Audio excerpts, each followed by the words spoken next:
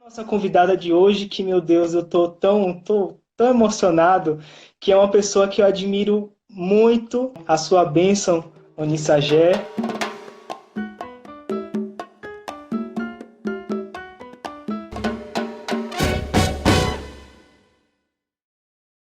Boa noite, Fernanda Júlia Onissagé. Boa noite, minha querida. Seja muito bem-vinda à Casa Azul.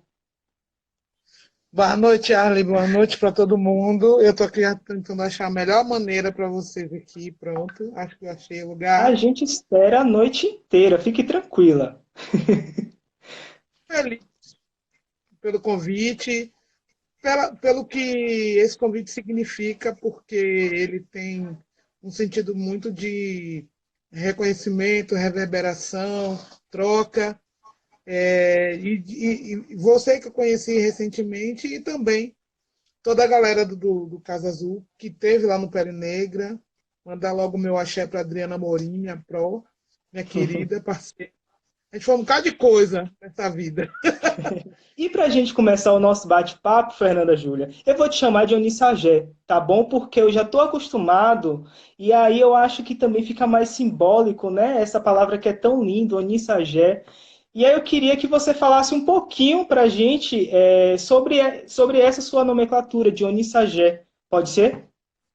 Claro, claro. Primeiro que eu estou assumindo só o Onissagé, né? Eu fico brincando, digo, não, o pessoal da transgeneridade está todo num processo de transicionamento, o meu nome está fazendo processo de transição. Aí as pessoas ficam juntando os nomes, mas Onissagé é o meu nome verdadeiro, digamos assim. Fernanda Júnior é meu nome civil, né? Meu nome que minha mãe me deu quando eu nasci, mas Onissagé é o nome do meu pai, o Molu. É o meu nome de repatriamento africano, é o meu nome de renascimento negro, quando eu me iniciei no candomblé em 1997, aos 17 anos. Então, devido a processos de hierarquia e tradição do axé, eu levei muito tempo para poder ter acesso ao meu urucó, que é o Onissagé meu urucó, que é um fragmento do nome de meu pai, Omolu. E aí, dentro do nome dele, que é um nome maior, ele me autorizou a poder compartilhar com ele o Onissagé. Então isso mudou tudo para mim, mudou minha vida, mudou minha numerologia, mudou o meu entendimento de muitas outras coisas. Eu achei há muito tempo, mas não tinha acessado esse segredo importante, que é esse processo de enegrecimento, de repatriamento africano, a partir do momento que você se inicia. Então, eu prefiro me chamando Sagé, só estou assinando nos meus espetáculos recentes aqui de Oxum para cá, né, de 2018 para cá, eu estou assinando no Sagé. Aí, mas tem uma galera, quem é o Sagé? É a Fernanda Júlia, está vindo acoplado. Mas eu lido bem com os dois nomes, mas a minha identidade é essa identidade desse orixá, esse vodum orixá profundo, que é o Molu, que é meu pai, e que me renomeou, e a partir dele eu pude ter um nome africano e ter uma origem africana. Né? Quando você pensa de onde é seu orixá, você minimamente consegue se reterritorializar, porque a gente não, infelizmente a gente não tem, né, árvore genealógica, a gente não tem como, só fazendo aquele teste de DNA caríssimo, que é para pouco, ainda, mas em breve vai ser para todo mundo. O Sim. Molu é a pista que eu tenho para saber de onde eu vim. Então eu já sei que eu devo ter vindo por lá do lado do Dalmé, que hoje é o Pau Benin. E aí, Riquíssimo. e aí é isso. Então meu nome é tudo isso. Fora que a tradução. A Você é tradução tudo isso, muito rico saber disso, maravilha. Então, aproveitando que você já está falando um pouco de você e também já para situar a gente um pouco do nosso tema do bate-papo de hoje, né, que é cena preta, Bahia, Brasil. Fala um pouco para a gente, agora que você falou um pouco do seu nome, fala um pouco da sua formação, da sua prática artística e como você tem lidado a sua pesquisa com tudo isso que você é. Pois é. Então, é engraçado a gente estar conversando hoje porque está rolando uma coisa bem legal, ah, que é o curso online em Estudos em Teatro Negro. E no último dia 30 eu fiz uma fala, né, uma live, dando a minha contribuição como docente no curso. E a primeira rodada para divulgar o curso e as pessoas saberem do que se tratava, foi cada pessoa que está participando, que foi convidada a participar dessa primeira edição desse curso, dar uma fala de 20 minutos. E aí eu tive que fazer uma síntese um pouco desse meu trajeto, né? Dessa minha identidade e desse meu trajeto artístico. E Sim, aí eu vou começar por isso, né? por Então, como favor. eu falei, sou uma filha de Omolu com Iemanjá, Oxaguian Xangô, sou Iaquequerê do Liaxão Eladeinã. O Liaxão Eladeinã é a casa de axé da minha mãe, a qual eu sou a mãe pequena da casa, aqui na cidade de Alagoinhas. Eu comecei a fazer teatro cedo, comecei com 18, ainda no ensino médio. E já lá dentro da escola eu entendi que aquilo não seria uma experiência. Depois de ter subido no palco, comecei como atriz, como atuante, e já ali naquele momento eu sabia, depois de experimentar o, aquela energia potente de estar em cena, eu sabia que Uhum. o teatro ia ser uma coisa que ia passar rapidamente da minha vida, ali aos 18 anos. Eu me iniciei aos 17, mas quando terminou o meu resguardo, que eu pude voltar para casa, eu já tinha feito 18 anos. Aliás, eu fiz 18 anos dentro do Ariaxé e no dia dos meus 18 anos eu estava gerei, ou seja, eu não estava nos meus 18 anos. Planejei, Sim, planejei, não rolou. tinha Aí, quem nascido. foi o. E aí, quando eu saí, que voltei para a escola, o meu contato com o teatro ele foi concomitante à minha saída do terreiro e a volta para o mundo civil, digamos assim. Eu lembro que quando eu subi no palco pela primeira vez, eu estava ainda com o cabelo bem curtinho, ainda estava usando contregun e umbigueira. Eu estava cheirando a boa, meu filho. Eu tinha acabado do roncó. Eu digo isso, Lindo. foi do roncó para a cena, né? A minha história. E é por isso que candomblé e teatro é muito imbricado. Eu não sei separar um do outro. Os dois acontecimentos ocorreram na minha vida de uma forma muito tramada, tecida. Né? Então, quando eu volto para a escola, depois de ter me iniciado, Iaô, Morixá de Molu, surge um festival na minha cidade, um festival estudantil que envolvia todas as escolas e eu comecei como atriz. Ali, uma vez que eu fui para o palco, eu não quis mais sair do teatro. Em Só quem 99, viveu sabe. pois é, em 99 eu tive minha primeira experiência como encenadora. Aí eu digo o seguinte, que eu comecei como atuante, mas eu descobri em 99 qual era realmente o meu lugar no teatro. O meu lugar no teatro é a encenação, é o meu lugar mesmo, assim. É onde eu me sinto à vontade, é onde eu consigo dar potencialidade quanto artista. E engraçado,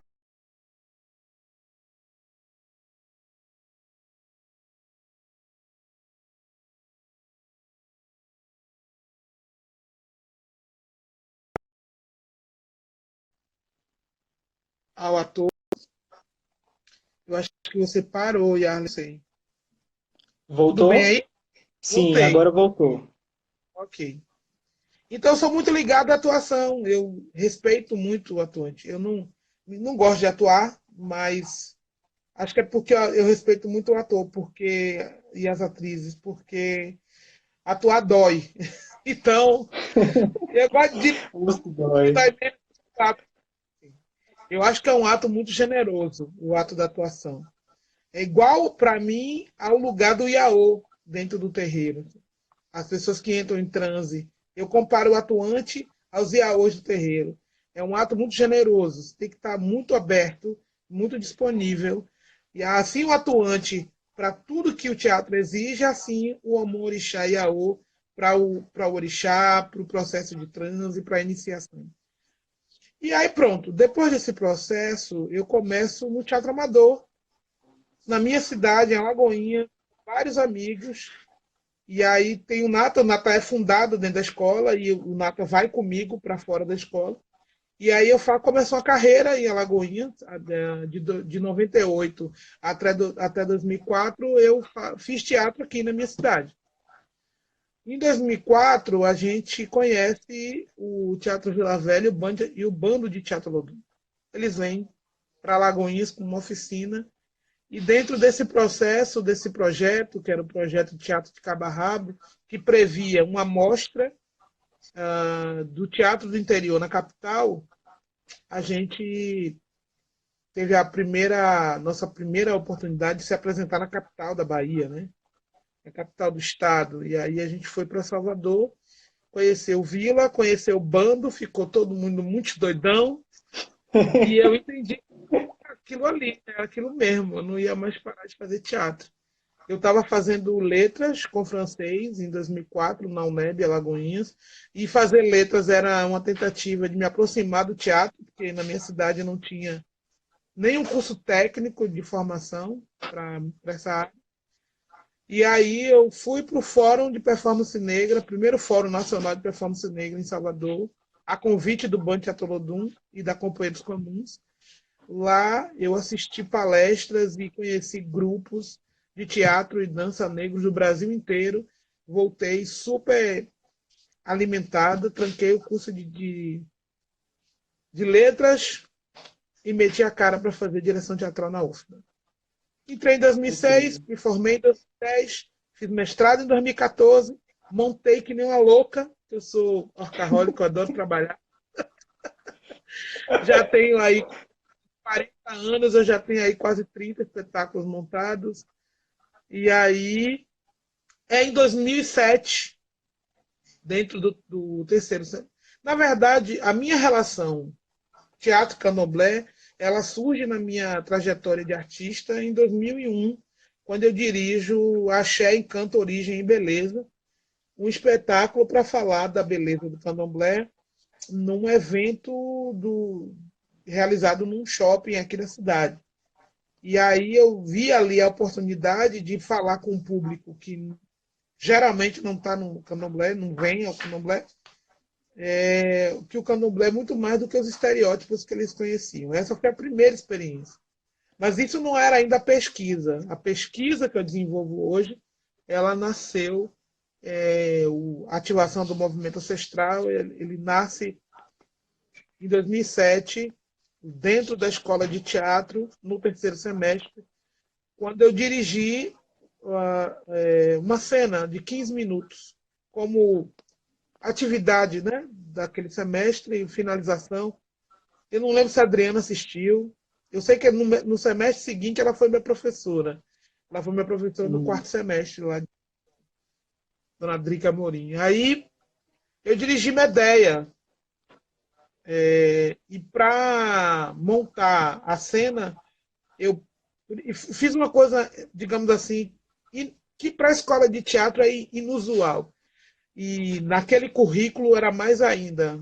Esse currículo não existe mais, mas naquele momento era. Eu escolhi um elenco totalmente negro, desde a Medeia, o Jazão, ao coro, de mulheres de Corinto. Meu sonho, meu sonho. A Sim. interpretação que eles achavam que a Medeia seria uma determinada atriz branca do cabelo preto longo que tinha na turma.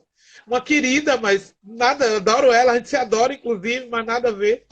E, na verdade, eu escolhi outra de cabelos pretos, longos, chamada Liliana Matos, que fez a minha Medeia lindíssima, maravilhosa. E Fernando Santana fez o meu Jazão, meu querido Nando, que a gente se adora e se ama até hoje. Bom, essa experiência para a direção dessa cena, eu montei a cena a partir do maculelê. Eu e o meu parceiro, né, que naquele episódio a gente era convocado pela coordenação do módulo, né, daquele semestre de dirigir em dupla. Então, eu e José Jackson, que era um outro diretor vindo do interior, né, do país, vinha de Caruaru, a gente se identificou pelos interiores, eu de Alagoinhas, ele de Caruaru, e a gente dirigiu junto. e a gente utilizou o maculelê como ponto de partida, tanto de criação da cena como um todo, como de treinamento dos Sim. atuantes. Essa experiência dessa medeia montada a partir do maculelê me fez eu me perguntar, e se fosse o candomblé? Aí eu falei, velho, eu vou investigar esse negócio. A gente fez, foi lindo, uma recepção maravilhosa, inclusive. Todo mundo ficou assustado, assombrado. Foi uma cena aclamada naquele semestre. E aí eu comecei. E o Xireobá, Festa do Rei, espetáculo de 2009, ele inaugura essa minha investigação a partir da relação candomblé e teatro para a construção da cena e para o treinamento dos atuantes. É muito importante falar dessas duas vias.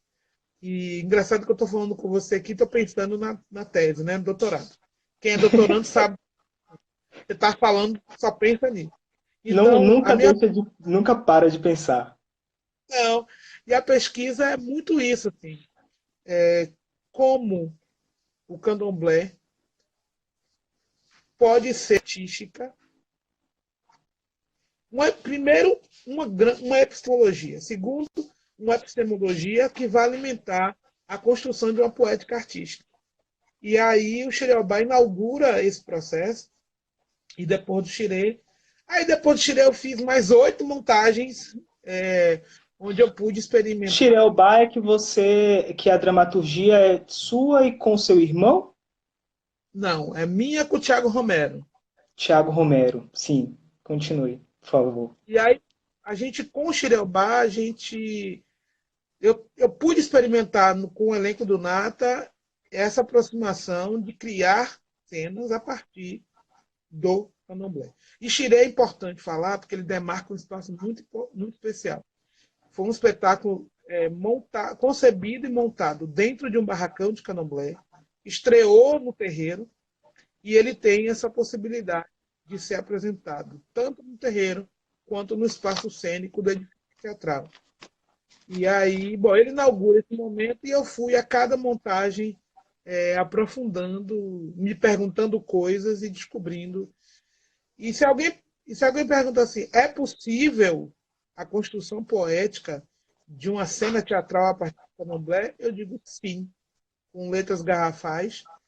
E o como, eu vou dizer, assiste tudo que eu montei aí nesses últimos 10 anos, que você vai saber como faz. Sim, por favor. Gente, ano passado eu tive a oportunidade de conhecer Pele Negra, Máscaras Brancas em Salvador, que inclusive foi a minha estreia na capital também. Então, além da emoção de estar estreando enquanto ator negro do interior na capital baiana, ainda conhecer uma potência artística de várias possibilidades em Pele Negra, Máscaras Brancas, eu falei, gente, é possível. É possível, é muito possível. E aí eu também aproveito para te perguntar, Unissagé, como você enfrentou dificuldades ou obstáculos dentro do terreiro para trazer as relações dos cultos africanos do candomblé para o teatro, para trazer para fora do terreiro, ou foi tranquilo? Como é que foi essa relação? Olha, assim, tranquilo nunca vai ser, né? Nada. Porque a gente, enfim. Mas eu tenho um privilégio. Qual é o privilégio? Morar num terreiro de candomblé e ser filha de um Ialorixá. Então, os meus primeiros conflitos eu tive com a minha mãe, assim. E foram conflitos muito saudáveis. Como eu chamei ela para perto do processo de criação de Xiriobá, tinha hora que ela dizia: Ih, eu acho que isso aí não pode, hein? Ih, eu acho que você tá passando a mão, hein? Então, Vai assim, cobrar. não, e o Xiriobá, ele é um espetáculo importante, porque é ele quem faz eu. Eu até hoje não sei te explicar, Yarley, onde começa o candomblé e termina o teatro, onde começa o teatro e termina o candomblé. É uma encruzilhada muito profunda, extremamente sutil. Tem horas que eu não sei se eu estou sendo iaquequerê ou encenadora. Às vezes eu estou dentro do candomblé dirigindo e às vezes eu estou na sala de ensaio dando consulta.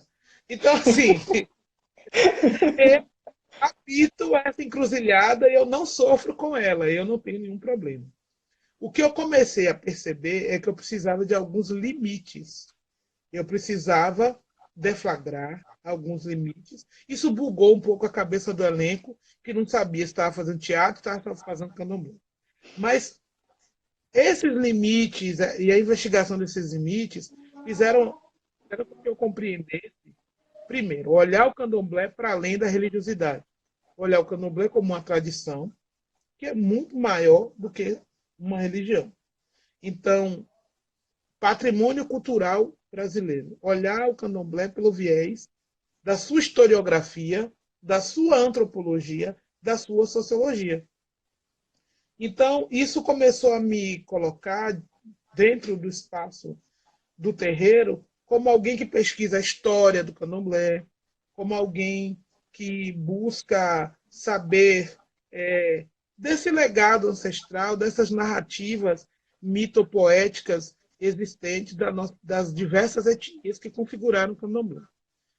E a outra coisa foi me apegar poeticamente, eu estou falando como prática para a cena, do que Uhum. acontece no espaço do ritual público. Quando eu recorto nesse espaço, eu não acesso os altos fundamentos, a parte simbólica e litúrgica do axé. Então, minha mãe ia dizendo, olha, isso está muito próximo de tal fundamento. Você tem certeza dessa música? Por que não essa? Por que não compor uma Uhum. música, essa música para você usar? Não que não pudesse ser usado a música, os orins, né?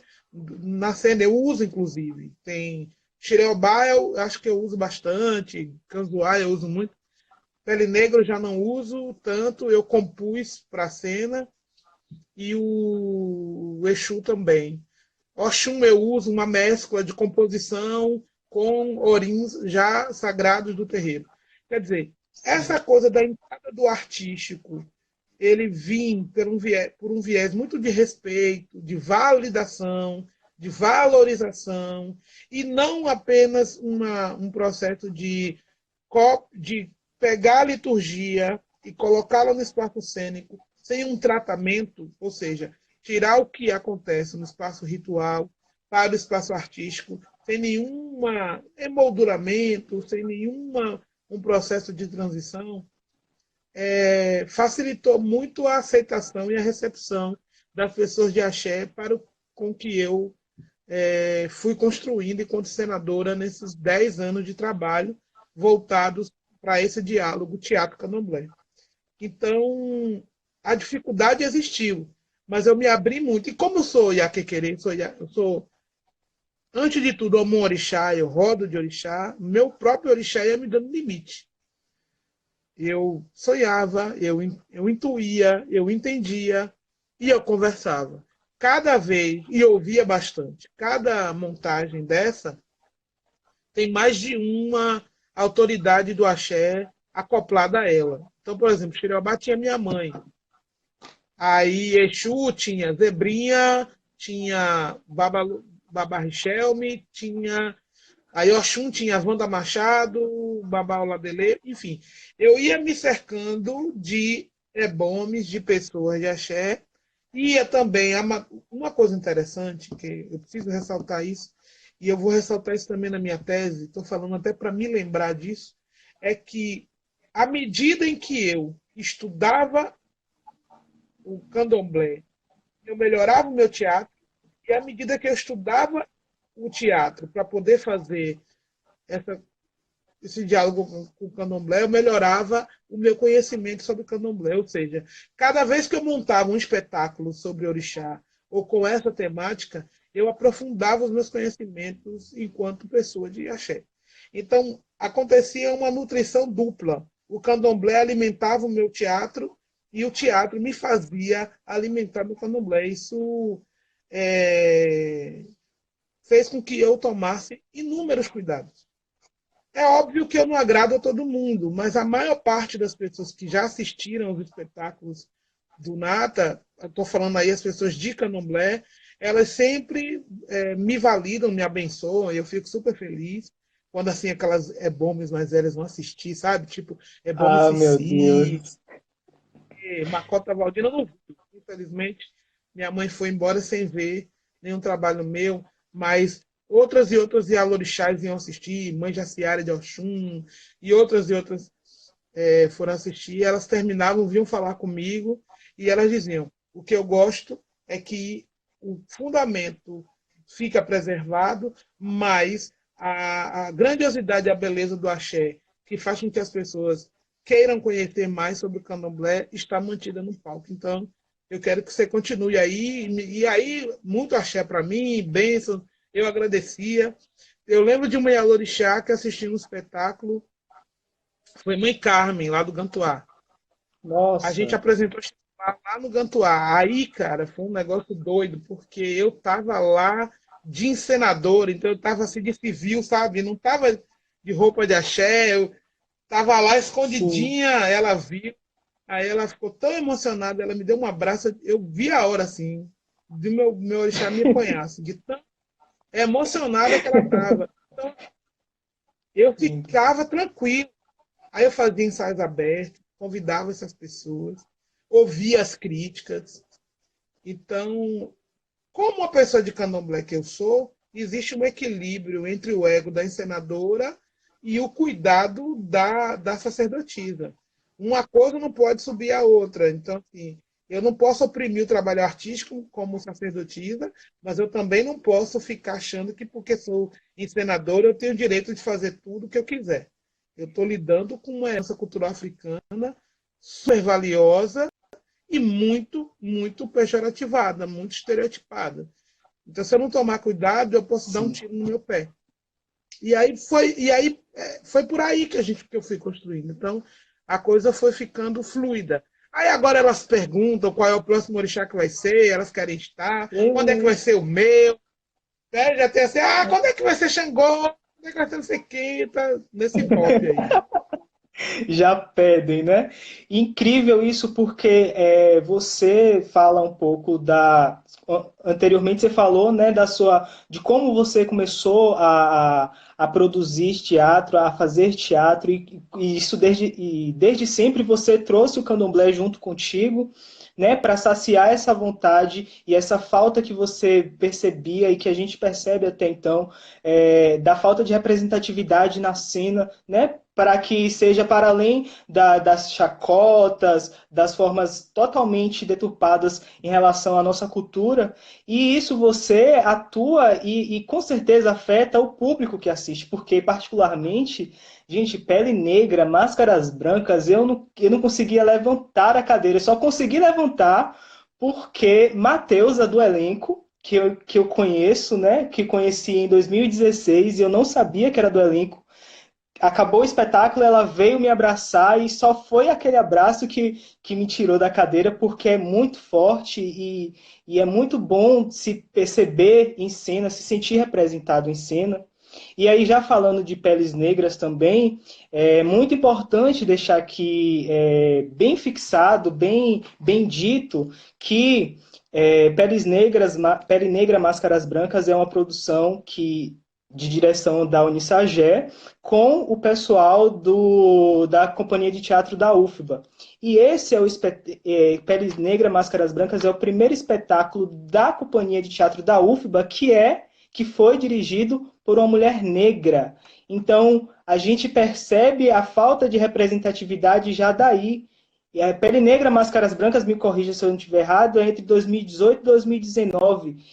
Salvador, na cidade mais preta do Brasil. Como assim a primeira mulher negra a dirigir um espetáculo na Companhia de Teatro da UFBA? Então, eu queria que você falasse um pouquinho sobre o processo de Pele Negras, como é que foi o convite, como é que você recepcionou, como é que foi o processo de montagem. Tenho muita curiosidade para saber e um monte de gente também perguntando aí como é que foi esse processo. Então, toda vez que algum jornalista, quando me ou de blog, ou da mídia impressa, ou até repórter mesmo da televisão, eles vinham falando isso sobre ser a primeira mulher preta a dirigir a companhia de teatro da UFBA, para eu me animar, né? Tipo, você é a primeira. Aí eu fazia uma cara bem feia e dizia, pois é, século XXI, 2019, Salvador. E eu não, a primeira não deveria ter sido eu. A primeira deveria ter sido Nival da Costa. A primeira devia ter sido Lúcia de Sanctis. A primeira podia ter sido. Aí eu vou listar um batalhão de mulheres pretas encenadoras que passaram em Salvador por conta do racismo estruturante, estruturado, né, e sistêmico que a gente vive. Bom, Pele Negra, a culpa de Pele Negra é de um monte de gente. Assim. Pele Negra é um trabalho de quilombo mesmo. Primeiro tem que falar que ele é resultado de uma investigação super potente. Eu, junto com o professor professor Lico era professor visitante da Escola de Teatro da UFBA entre 17 e 19, 2017 a 2019, e eu fui professora substituta da Escola de Teatro durante 2 semestres.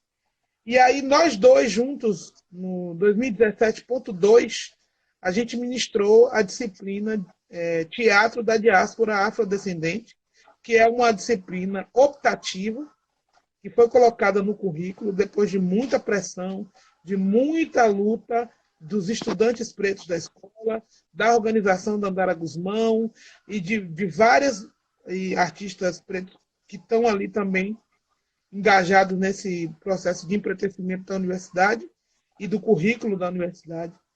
E aí, quando a gente fez a disciplina, ela foi muito potente. A gente tinha 40 alunos.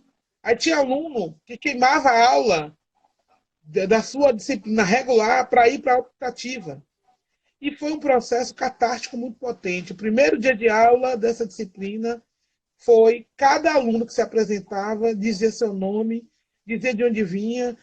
A gente tinha 40 alunos e, no máximo, 3 ou 4 alunos não negros. O restante, todos pretos. E aí, quando eles se apresentavam, eles iam começando a falar que expectativa eles tinham da disciplina e começavam a chorar. Porque era a primeira vez que eles, dentro da universidade, estavam tendo aula com uma professora e um professor preto para falar de coisas pretas. Então, aquilo criava uma comoção tão grande. E aí a gente ficou... Eu e o Lincoln, eu saí transtornada do primeiro dia de aula. Eu falei, eu não tinha ideia. Foi um tsunami de emoção para mim. E olha que eu já venho lidando com esses encontros e esses passos de fortalecimento de referencialidade negra já tem tempo. Mas aquelas 40 pessoas emocionadas e as não pretas falando da honra de poder escutar e de poder analisar o teatro por outro viés que não europeu, nossa, aquilo ali mexia muito com a gente. Então, Lico Turli, danado, ô homem danado, aquele homem, ô Lico, beijo, amor. Lico Turli, danado. Ele chegou e falou, olha, a gente ia assim, a disciplina eram entrevistas públicas com artistas que moravam em Salvador, artistas pretos, de acordo com os elementos que compõem o espetáculo. Então a gente entrevistou dramaturgos, iluminadores, cenógrafos, cenógrafas, figurinistas, diretores, preparadores, produtores, coreógrafos, diretores musicais, enfim. Um monte de gente preta que eles não conheciam, por exemplo. Morava em Salvador, fazia universidade dentro de um espaço como aquele da UFBA e eles não sabiam quem era Zebrinha, quem era Jarbas, quem era Nando Zambia, quem era Luiz Guimarães, quem era Edileuza Santos, quem era Tina Mello, Thiago Romero. Aí o Lico falou assim, pô, a gente montou a peça, a gente fez o espetáculo e falou que fazer teatro negro é a melhor coisa do mundo. Assim, e agora? Agora a gente tem que montar, né? Porque a gente teorizou, tem que praticar. Eu falei, Lico, eu tenho um doutorado, meu filho, para escrever. Pare de me provocar. Ele, rapaz, veja só. Aí ele, o que, que ele fez? Foi lá e falou com a Alexandra Dumas, outra mulher incrível, pesquisadora fundamental e essencial, hoje coordenadora do colegiado lá da Escola de Teatro, é professora efetiva da escola. E aí ela ficou maluca também. E aí a gente fez o quê? Uma reunião dentro do carro dela, no trânsito, engarrafamento e a gente fazendo reunião. E aí ela se colocou à disposição de ser proponente para que nós pudéssemos escrever o projeto de montagem do Pele Negra Máscaras Brancas no departamento de fundamento da Escola de Teatro, que a Companhia de Teatro da UFBA recebe duas verbas, um para o departamento de fundamentos, um para o departamento de técnicas. E o departamento de fundamentos abraçou o projeto com a proponência de Alexandre. E aí eu sentei com o Lipe, a gente fez uma reunião e a gente começou a dizer quem a gente vai chamar para essa roubada. Aí a gente chamou um monte de pretos, queridas, uma equipe luxuosíssima, de artistas de primeira linha. E aí a gente montou uma forma bem pedagógica e eu acho que muito aquilombada, muito fundamentada mesmo no que o Abdias chama de quilombismo, para produzir audição, para selecionar 10 atores. Esse foi o espetáculo da companhia. É o segundo espetáculo sobre negro referenciado da companhia. O primeiro foi Guzmão, Anjo Negro e Sua Legião, que tinha sido de 2017. E esses dois espetáculos ele é fruto da mobilização e do tensionamento dos estudantes pretos da escola de teatro para uma maior representatividade negra nesse espaço. Bom, depois que a gente fez a audição, a gente começou com um seminário para falar de Franz Fanon, para investigar a genialidade desse grande homem preto, desse psiquiatra, desse cientista político, sei lá, ele é tanta coisa, filósofo, muito. Franz Fanon é um mundo, né? E aí, depois a gente fez a audição, e aí, quando a gente terminou a audição, eu falei para aquele elenco, os 10 atuantes, assim, olha só, estão a fim de entrar numa pesquisa? Eles estamos. Então, eu pude aprofundar muita coisa do Pele Negro. Eu tinha acabado de estrear o Oxum em 2018. Então, tinha muita coisa que eu estava a fim de testar um pouquinho mais no Pele. Então, o Pele Negra ele surge desse movimento. A gente chama o Pele Negra de escola.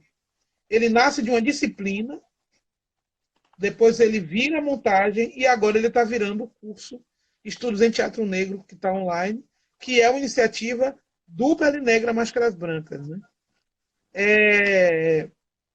Aí, enfim, Audrey fez o texto e aí me deu toda a liberdade de pensar, cortar, editar, fazer o que eu achasse melhor.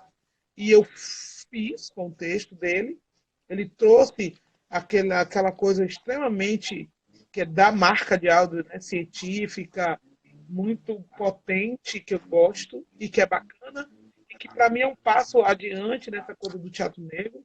A gente começa a olhar o futuro para poder enxergar o presente e mudar o presente para chegar num futuro diferente. Então, a poética dramatúrgica de Audrey é muito assim. E assim, o elenco, a equipe inteira do Pele Negra é uma equipe que cada um tem uma pesquisa voltada para essa questão do teatro negro. Então, eu tinha, na preparação dos atores corporal, eu tinha Edileuza Santos fazendo coreografia e preparando os corpos, a partir da pesquisa dela. Por isso que o Pele Negra é uma escola.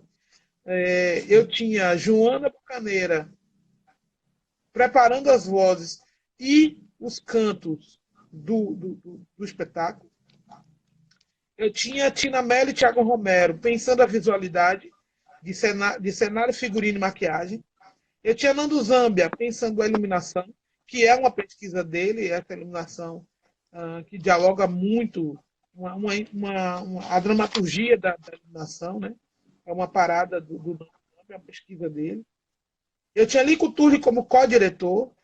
Eu tinha a Alexandra Dumas, que além de proponente, foi tanta gente querendo fazer parte que teve uma galera que não passou na audição e ficou assim, pelo amor de Deus, deixa eu participar de alguma forma. E aí a gente criou um núcleo para acompanhar o processo. E aí a Alexandra Dumas foi a coordenadora desse núcleo de pesquisa, que acompanhou todo o processo, que apresentou artigos sobre o processo, que trocou informações em eventos acadêmicos sobre o processo do Pele Negra. Aí eu tinha a única pessoa não negra no processo é o Luciano Bahia, que foi nosso diretor musical, e que se abriu completamente a uma pesquisa negro-referenciada de música e criou uma trilha sensacional para o espetáculo. Em parceria também, diálogo muito com Joana, porque Joana criou muitos cantos, criou muitas proposições vocais e que Luciano ia rearranjando dentro do espetáculo e ela também ia sugerindo e eu ia catando muita coisa. Então, eu tinha... Se de alguém, meu Deus. Acho que na base eu tinha isso. Eu tinha Luiz Antônio Sena Júnior, junto com Anderson Dantas e Berg Nunes, fazendo uma produção desafiadora, porque o recurso era muito baixo. E segundo o Thiago Romero, eu sou encenadora cara. Eu adoro Precisamos, imagem. querido, tanto que a gente trabalha. A gente é lindo demais. Não dá para botar uma malha e dizer que vai ser assim. Não vai. Comigo não vai ter que negócio de filho, vai ter que ter um negócio de um negócio. E eu não fiz o que eu queria mais coisas, mas eu segundo. Eu A fico gente pensando não assim, eu faz não tenho. pouco. Oh, imagine. Então eu tinha essa trupe toda trabalhando, eu tinha a Fabiola Mansurê como minha assistente de direção e operadora de trilha. Foi uma equipe assim muito potente. O Pele Negra investiga a subjetividade a partir do olhar de Fanon, a subjetividade negra e a partir dos conceitos da Leda Maria Martins de encruzilhamento e algumas contribuições do Achille Mbembe sobre necropolítica. Então, investigar a ancestralidade negra pelo viés do olhar de Fanon era potencializar a subjetividade de cada um daqueles atuantes. E eles trouxeram, eu criei a partir do que eu penso, mas muito, muito e bastante a partir daqueles atuantes, da investigação deles. Então, de presentes, né? Mateus é um presente, o elenco inteiro é um presente, né? Cada uma e cada um daqueles atuantes foram presentes, e a gente junto se auto-investigou. Então, pensar em a partir do Fanon é gerar um espetáculo que fizesse bem ao coração, que fizesse bem à autoestima preta, que afirmasse a nossa existência qualitativa no espaço da cena e no mundo. Então eu queria eles todos lindíssimos, maravilhosos, gostosérrimos. E minha fetiche da diretora, Anissagé, os atuantes dela maravilhosos, entende? Quem assiste os meus Fez isso. espetáculos, nada de negócio de juta, corrente, corda, não, não. Eu sou uma diretora Pele afirmativa negra, e que acha. só vozeirão, corpão, tudo muito grande. É a presença do. Eu nunca vi o teatro tão vivo, Anissagé. Olha só, inclusive vou falar mesmo, porque eu sou fã e eu vou falar que os dois espetáculos mais lindos que eu assisti na minha vida foi Pele Negra, Máscaras Brancas e Rosas Negras, que eu acho que é a da sua irmã. Assisti em Jequié. Gente, de uma potência tão grande que só dá vontade de estar. Só vontade de estar, só lindeza demais. E aí eu vou passar aqui para uma pergunta de uma querida que está interagindo com a gente, que está pedindo referências pretas que trabalham a experiência do quilombo nas artes cênicas. Você tem aí já nesse susto como dar algumas indicações para a gente? Então, uma referência que de imediato surge na minha cabeça é a Alexandra Dumas, porque ela investiga a Anotem cultura aí, hein? popular. Inevitavelmente, não tem como ela não falar de quilombo para pensar em cultura. Inclusive, quando ela investiga o samba. Ai, gente, eu esqueci agora o nome da última pesquisa dela, que gerou o doutorado dela, é o Espaço Quilombola, que ela teve que investigar. O samba de véio, uma coisa assim. Estão falando aqui Beatriz Agora Nascimento. Beatriz Nascimento, Alexandra Dumas, tem mais gente. Agora eu não me lembro de cabeça. Eu sei que a Vani Tavares escreve coisas sobre isso, tem na historiografia dela ali, dos textos dela sobre teatro negro, um olhar sobre esse espaço, é uma referência para se estudar. A própria Leda Maria Martins, com a Afrografia da Memória, é importante usar como referência também sobre isso. Eu não sei se o espaço da Congada que ela estuda é um espaço de quilombo, mas sei que a Congada surge em espaço de quilombo. Então, é uma referência também. Quem mais, meu Deus do céu? O próprio Abdias, com o termo quilombismo, porque é importante, eu acho que é legal, enquanto um pensamento operativo que vai potencializar o quilombo enquanto potência, agora e é de teatro. Mas já já o Instagram vai encerrar essa live porque tem um tempo, né? E aí, eu só queria a última pergunta, que é também de uma seguidora. Eu estava conversando com um amigo meu lá de BH, Gabriel Luiz, ele está acompanhando a gente também. E aí, nesses debates sobre afrofuturismo, sobre a cena preta, né, tanto na Bahia quanto nacional, uma coisa que a gente precisa muito estar ligado nesse momento. E aí a gente chegou a um questionamento que eu acho que você tem muito a considerar para a gente também, que é sobre, né, o afrofuturismo e como nós, pessoas pretas, artistas pretas da diáspora, podemos produzir uma arte que precisa ser emancipatória para além do entendimento da humanidade, né, para além do nosso próprio entendimento e enquanto pessoas pretas, que eu acho que é um desafio nosso também agora, a partir dessa discussão de afrofuturismo, que é uma discussão recente, mas que as produções pretas antecedem mesmo esse termo, né, de afrofuturismo. Então, acho que você poderia falar um pouquinho para a gente sobre isso. Inclusive, vou usar o Pele Negra como exemplo. Assim, o Pele Negra e algumas figuras que estão me inspirando bastante. E aí eu estou falando do livro, não é nem do espetáculo.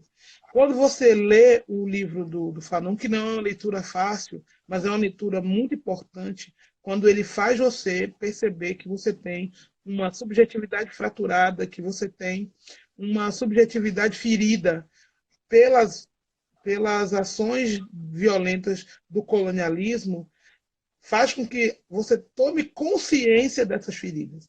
Que até então você sente doer, mas não sabe.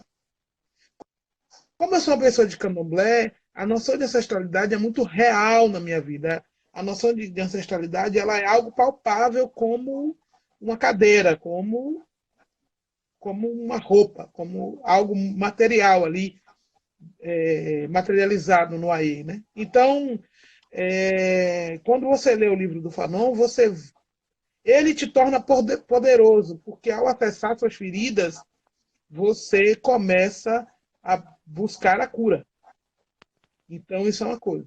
Uma outra coisa importante sobre afrofuturismo, e aí, novamente, Fanon está muito na minha cabeça, é quando ele fala assim, não basta mais mostrar as máscaras brancas. É preciso superá-las, destruí-las, explodi-las. Quando eu li isso no livro, essa era a minha missão com a montagem. Então, eu fui buscar referências visuais, sonoras, plásticas, com o intuito de craquelar, destruir, extirpar a máscara branca. E aí a gente chegou àquela síntese do espetáculo que é quanto mais a pele preta, menos máscaras brancas. Falando disso. Ele está falando de uma atitude afirmativa e de uma atitude política. Porque às vezes as pessoas ficam achando que fazer espetáculos afrofuturistas tem a ver apenas com a visualidade. E olha que a visualidade é linguagem. Eu não estou falando que a visualidade é algo bobo, não. É texto, é narrativa.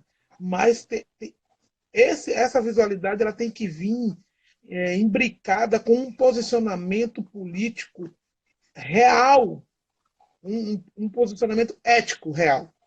Né? E eu acho, Yales, e todo mundo que está aí com a gente, que assim, quando eu assisti essa série, a direção é incrível, todas as direções, a composição toda que faz uma ficha técnica de um produto artístico como aquele. Mas a mão da Shonda é fundamental porque ela imprimiu na Olivia Pope uma forma de ver uma mulher negra. E os textos da Olivia são: eu sou o melhor que você pode conhecer. Eu sei fazer isso melhor do que qualquer outra pessoa. Eu sou a melhor. Eu sou a melhor. Então, assim, é muito. Você vai assistir e dizer, eu quero ser Olivia Pope. E aí você cria uma heroína que não precisou explicar porque nasceu, porque tinha dinheiro, porque era bem formada, porque só namorou homens poderosos.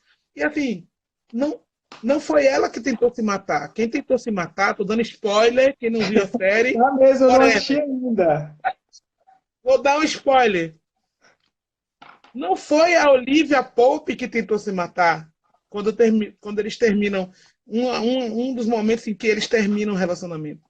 Foi ele que não podia viver sem ela. E aí você tem que pegar uma metáfora implícita ali na dramaturgia da Shonda, que é o presidente dos Estados Unidos diz assim: eu não vivo sem ela. O mundo é que não vive sem nós, Yara. O mundo não vive sem nós. Nós construímos o mundo que ele é hoje, em todos os espaços onde nós habitamos.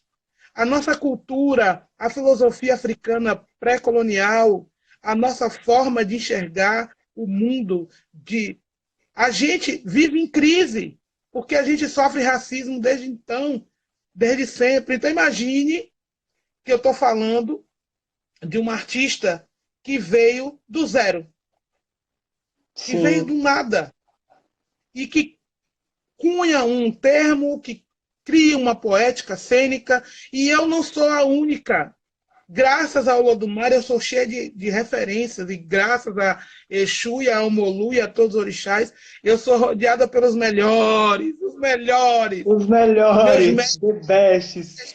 A Ana ma... Luísa Bairros, Evani Tavares, Cobrinha, Zebrinha. E eu sou rodeada dos melhores, eu aprendi com os grandiosos. Então, assim, quando eu penso em afrofuturismo, e eu bebo muito nessa fonte, em todos os sentidos, eu tenho Olobá, que é Ked daqui de casa, que é Tina Mello. Ela é estudiosa, porque ela é performer, e ela, junto com o Thiago Romero, me apresentaram esse termo, e depois eu fui buscar, fui ler, ainda estou estudando, é algo tão complexo, mas muito importante. E aí, dentro do Pele Negra Máscaras Brancas, você tem ali, para mim, a maior presença afrofuturista, que são os Umoias, que são aquelas duas encarnações da ancestralidade negra que curam e que quebram, estouram, explodem as máscaras brancas das outras personagens. Então, assim, eu agora, e assim, eu tomei uma decisão, essa quarentena é maravilhosa nesse sentido de você poder pensar, ver o mundo nessa catástrofe que está acontecendo e dizer qual é a postura afirmativa que você vai tomar, mantendo-se viva depois dessa pandemia, para ajudar o seu povo, para ajudar a você mesmo. Eu vou intensificar um pouco mais essa minha linha de dramaturgia. Eu amo escrever, mas eu amo mais dirigir. Mas agora eu estou com vontade maior de dirigir, de escrever. E, eu vi Aldri por aqui, eu nem sei se ele vai brigar comigo, mas eu vou falar uma parada que ele falou que me deu um calor quando ele terminou de falar. Que ele falou assim: olha, desculpa, isso pode até ser soberbo, mas quem vai salvar o mundo e quem vai inaugurar as próximas novas narrativas é a narrativa preta. São os dramaturgos pretos. Somos nós recriando a história novamente, somos nós trazendo a novidade para as poéticas cênicas por meio da nossa dramaturgia. Então, aí eu quero dirigir teatro que nem a Shonda escreve série, sacou? Ah, Que é para Maria. você ficar perto e sair assim, ah! Louco! Vida longa para essa Iaquequerê, que traga muitas e muitas obras-primas de muito axé, e vida longa para a gente envelhecer e deixar aí para os nossos que vêm, né, que vem depois da gente, porque nossa sabedoria e a gente não tem muito entendimento disso, que muitas das coisas da matemática e muitas das outras coisas que nascem ali do Rio Nilo, então a gente é muito rico e a gente é muito, como você estava falando, a gente é muito. Ah, incrível esse bate-papo. Para quem está chegando agora, hoje aqui no nosso Curta Quarta em Casa, eu e Arlen Ramalho, convido a Onissa Gé, Fernanda Júlia, que é dramaturga e diretora teatral, que mora lá em Alagoinhas, que também faz um trabalho lindo em Salvador. E infelizmente a gente está chegando na nossa parte final da nossa live, o que a gente pode retornar a pedido de vocês, quem sabe, e deixar claro, e deixar aqui avisado também, deixar claro que deixar fixado o negócio, deixar claro, a gente vai deixar aqui a escuro, deixar bem preto aqui o negócio, que quarta-feira que vem tem mais Curta Quarta em casa. Então, fiquem ligados aí no nosso Instagram, aqui no nosso Instagram, para ficar sabendo da nossa programação. E essa live que vocês estão assistindo, ela vai ficar salva também. Em breve a gente vai colocar no nosso GTV, no nosso canal do YouTube. Então fiquem espertos, espertas, espertes aqui no nosso Instagram. E agora eu queria que a Unissagé desse as suas últimas palavras para a gente. Deixe uma mensagem para a Casa Azul, uma mensagem para esse povo que está interagindo com a gente e que vai deixar muita saudade. A gente não queria encerrar essa live não, mas está no horário e também não quero muito exigir muito da Unissagé. Não, eu primeiro, assim, sempre é importante agradecer. Eu gosto muito de conversar e de trocar, e está sendo um exercício maravilhoso. Essa acho que é a terceira live que eu participo e eu estou muito feliz com as trocas. Agradecer a todo mundo que clicou aí, que mandou mensagem, eu vi subindo várias coisas aqui. Todos os amigos queridos que estão aí também, agradecer muito. Mandar beijo para todo mundo, beijo no coração. E eu quero fazer uma reflexão. Hoje eu acordei pensando nele, porque ele fez uma live babado. Quem não viu, não sei se ainda está aí disponível, assista, que foi a live de um Tom Cobra com a Sol Miranda, o Não pessoal da acompanhei. Segunda Black lá, fizeram uma live com ele e aí ele ficou na minha cabeça, que é um texto que ele fala. Nós somos mais de 150 milhões de brasileiras e brasileiros. Nós somos 52, quase 53% de pretas e pretos no Brasil. Esse número, esse percentual, tem que ser traduzido em poder. Então, finalizando esse trabalho de hoje com vocês, eu quero que a gente pense nisso. Teve uma mensagem lá no Oxum, quando eu montei Oxum, que a pergunta da peça era: onde está o seu poder, onde você seca? Porque Oxum secou o mundo parou, e aí o poder estava na mão dela, e tudo teve que mudar a partir disso. Então a gente precisa acessar e descobrir os nossos poderes, descobrir onde nós secamos, transformar nossa presença preta, nossa cara preta, nosso pensamento preto, nosso universo preto em poder. E eu tenho certeza que a gente vai vencer mais essa. E depois de vencermos essa, a gente vai entender que está na hora da gente criar um espaço político partidário preto para que nós possamos definir, decidir coisas lá onde o dinheiro mora e onde o poder político e econômico Axé, reside. Axé, axé. hoje aqui que Xangô e Oiá abençoe todo mundo, que todas as divindades do Dendê ter calor, tesão, prazer, gozo para todo mundo. E eu Axé. fico feliz de participar. Muito obrigado pelo convite. Você é maravilhoso. E a Ô, Casa Azul, Rupo, beijo. Drica, beijo. Todo mundo da Casa Azul, beijo. Estou aqui disponível para vocês precisarem. E vamos trocar o quanto mais a gente puder. Estou louca para terminar esse doutorado, para compartilhar com o mundo inteiro essas coisas que eu estou pensando. E eu logo do pé mais uma vez. Axé. axé, sua bênção, minha querida. Muito obrigado por essa noite incrível de muita sabedoria. Axé.